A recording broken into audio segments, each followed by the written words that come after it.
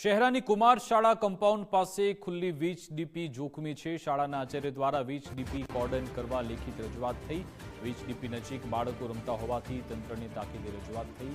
ચોમાસામાં કરંટ લાગવાની શક્યતા હોવાથી દુર્ઘટનાનો ભય છે। સંભવિત હોનારત રોકવા MGVCL દ્વારા તાત્કાલિક પગલાં લેવાની માંગ। શાળામાં અભ્યાસ કરતા 1000થી વધુ બાળકો માટે વીજ ડીપી જોખમી છે।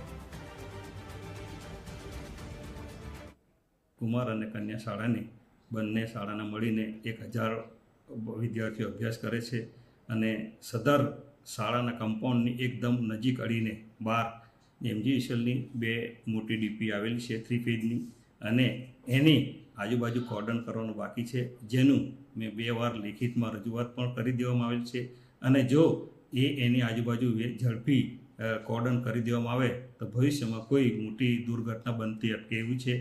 ટૂંક સમયમાં ચોમાસાની ઋતુ પણ આવી રહી છે, એટલે અમને બીક છે કે ક્યારેક કોઈ આવી છોકરો રમતા રમતા એ બાજુ જતો રહે અને કોઈ મોટી દુર્ઘટના ન બની જાય, માટે મેં આ બાબતે લેખિતમાં પણ નાયબ કાર્યપાલક ઇજનેર શહેરા શ્રીને રજૂઆત પણ કરી દેવામાં આવેલ છે।